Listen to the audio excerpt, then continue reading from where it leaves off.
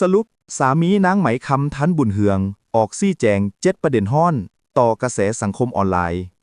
ท่านเจอรี่พันธวงศ์ได้ออกมาซี้แจงผ่านข้อความอย่างเป็นทางการ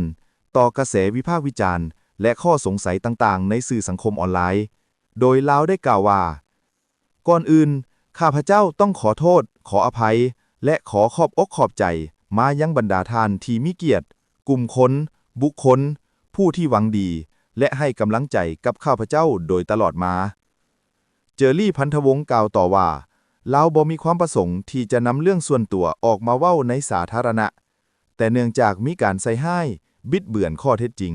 และสร้างความเสียหายให้กับชื่อเสียงและชีวิตของลาวจึงมีความจำเป็นต้องออกมาชี้แจงใน7ประเด็นหลักดังนี้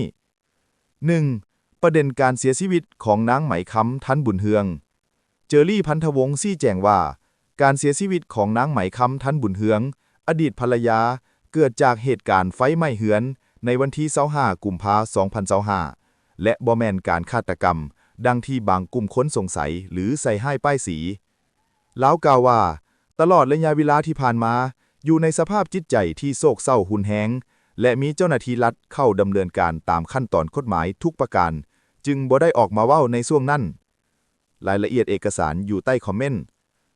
2. ประเด็นเรื่องทรัพย์สินเกี่ยวกับการถูกกล่าวหาว่ากระจอกบ่แบ่งทรัพย์สินให้ลูกหรือนำทรัพย์สินไปเลี้ยงเมียใหม่เจอรี่พันธวงศ์กล่าวว่าบ่ขออธิบายหลายแต่ให้สังคมไปอ่านบันทึกการแบ่งปันทรัพย์สินอยู่ใต้คอมเมนต์เพื่อเห็นความจริงว่าผู้ใดมีแผนการแนวใด 3. ประเด็นเรื่องการคบหาแฟนคนใหม่แล้วระบุว่า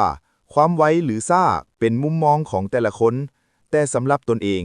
นางเป็นคนที่ช่วยดึงสภาพจิตใจและเฮ็ดให้มีแฮงสู้ต่อไปพร้อมขอบ่ให้สังคมตัดสินคนหนึ่งจากมุมมองส่วนตัวเท่านั้น 4. ประเด็นเรื่องที่สังคมมองว่ามีไม่ไว้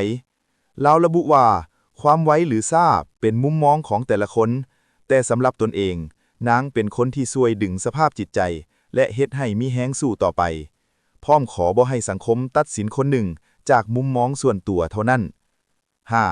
ประเด็นเรื่องการปิดบังต่อทางแม่ลาวชี้แจงว่าบ่เคยใส่ร้ายป้ายสีแม่แต่อย่างใดแต่กลับถูกปั่นกระแสจนสถานการณ์หุนแฮงและถูกห้องฟ้องถึงกรมตำรวจ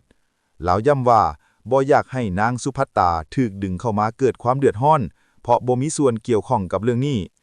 6. ประเด็นเรื่องการมาอยู่มากินน้ำกันลาวยืนยันว่าข้อมูลที่อ้างว่านางมาอยู่น้ำกันที่บ้านพักขาวแมนบ่เป็นความจริงเนื่องจากนางมีเฮือนมีรถและธุรกิจของตนเองอาจจะมีเพียงการมาฮับไปกินข้าวหรือไปธุระทางนอกเป็นบางครั้ง 7. ประเด็นเรื่องรถ